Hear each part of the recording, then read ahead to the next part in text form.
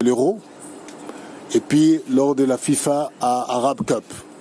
Donc c'est ce laboratoire-là qui est venu ici avec ses propres matériels qui conduit des tests pour les équipes, les joueurs et les officiels de la délégation. Quoi. Let me tell you something quickly. Over the last few months, I've had so many, on this important question, so many presidents say to me, my national team, I don't want to mention names, went to this country. And then when they arrived at the border, they did tests. And 6 of our top players who we had tested and who were negative, all of a sudden are positive. So they look and say, where's Obamajan, where's Sadio Mane, where's Salah, where's Weno? You've got a positive test.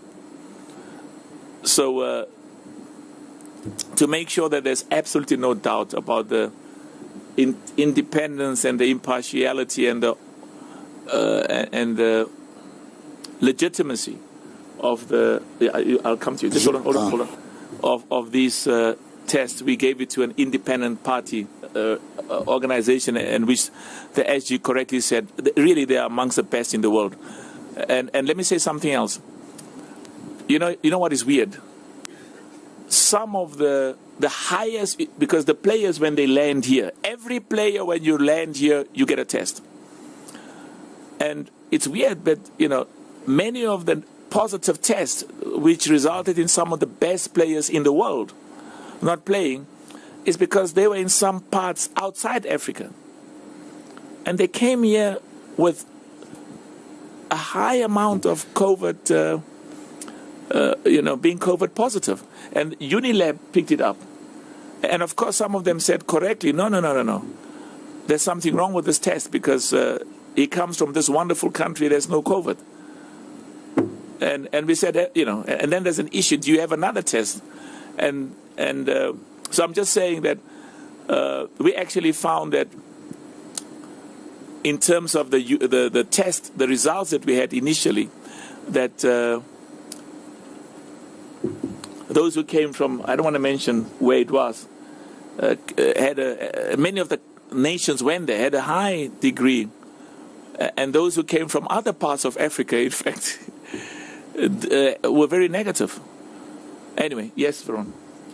Je voudrais juste ajouter Je profite de la question de monsieur pour remercier sincèrement les autorités camerounaises qui ont autorisé le laboratoire Unilab de faire des gestes médicaux ici dans ce pays.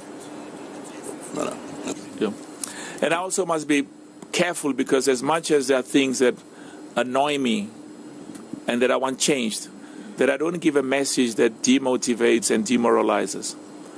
We'll give the hard message privately, and of course we've got a duty to report to you, but at the same time, we still have 2 weeks to go. I need to maintain, there's a huge amount of positive attitude and positive commitment, and which surpassed what my wildest expectations were, and I want to maintain that, from the government, from the people, and from the LOC. Who do you want to speak now? I'll just go this way, President, on my left, and then afterwards we go to the back. Maybe we'll take the last question in the back. Tato, because you are from Abopane, you can ask as many questions as you want. Oui. Bonjour Président et merci de répondre à nos questions. Patrick Juillard pour le site Foot 365. Plusieurs team press officers, attachés de presse des sélections, nous ont confirmé avoir reçu dimanche en fin de journée un nouveau règlement médical comportant des changements sur le retour des joueurs du Covid. Mais on n'a pas vraiment eu de clarification sur le contenu de ce nouveau règlement. Et on ne sait pas vraiment ce qui a changé. Les Comores disent que c'est pour cette raison qu'ils n'ont pu aligner Ali Ahamada puisqu'il n'avait pas fait 5 jours de quarantaine après son premier test positif. Pouvez-vous nous dire si le règlement a changé et si maintenant tout joueur ayant été testé positif devra avoir fait 5 jours de quarantaine au moins avant de pouvoir rejouer? Pour finir, je rappelle qu'au premier tour, le sélectionneur du Gabon, Patrice Neveu, avait pu être assis sur le banc au lendemain de son test négatif après avoir été positif pendant 24 heures. Donc quelle est maintenant la règle et qu'est-ce qui a changé précisément? Merci. Yeah. I think Veron will answer that. Let me just say quickly, tomorrow we will tell you about the matches that we are going to rearrange. Samson, where are you? In terms of the proposal, just remind me, because this is my proposal to EXCO tomorrow. Just repeat. Because we are going to, just give it to Samson. There's the mic. Because we are going to there's going to be a rearrangement of some of those fixtures. So I'm going to be asking for permission from the organizing committee tomorrow. So I just thought you can say to them, just announce them so that at least people are aware. Okay, President, thank you. And the proposal that will be put to the organizing committee is for the match number 47 that was supposed to take place in Olembe. Can you stand up so that they can see you? And maybe if you stand in front, you can, they can hear you better, and take the mask off. Yeah. Okay, so the proposal is for the match number 47 that was supposed to be played in Olembe to be moved to Ahmadu Ahidjo, and match number 48 will be moved to Limbe. Yeah, now, who is number 48 and number 448? I mean, who do we know? The ones we know. Are there some we know already?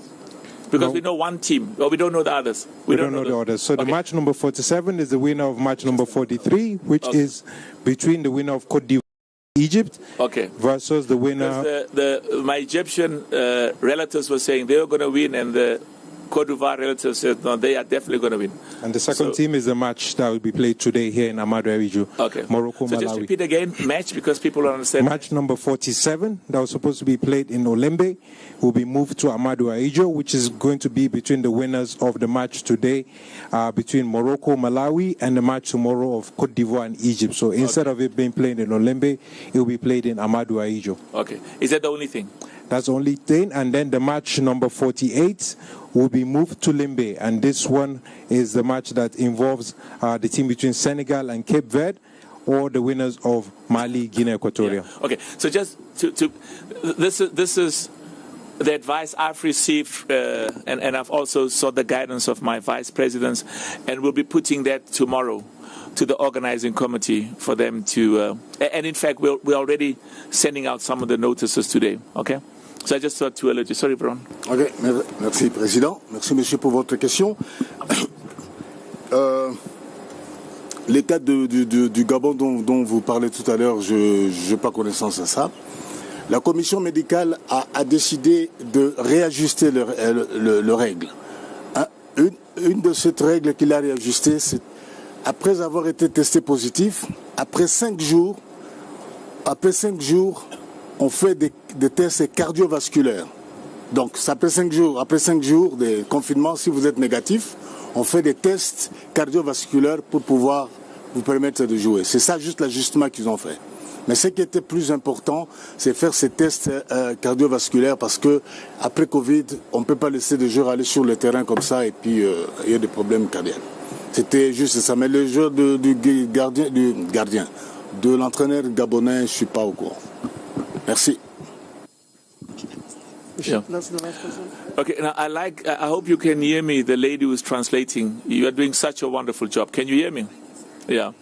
I'm sometimes not so fortunate. Sometimes my translator says, they said I must go to China when actually they said I must go to America, but you're doing a wonderful job. Thank you. Okay, now I'm in serious trouble now. Because we should have left quite some time ago. So I hope you don't mind that we try and take a few small and rush out. And if there's the CAF communications department is there. If there's any questions, including the Secretary General, please feel free. And we are duty bound to respond at all times. So let's just take the last 3. Okay. Ed. My name is Ed Dove from ESPN. Sorry, just my apologies. I think your mic. Sorry, Ed, if you can just let's lift your voice a little bit, mate. Can you hear me now? Yes, please. Okay. Can you hear me now? Thank you. Yeah. Yesterday we saw mothers who lost sons. Today there'll be classmates who have lost their friends from school. Some people may say there's not quite the appetite for this festival of football anymore. Personally, were there any deliberation on your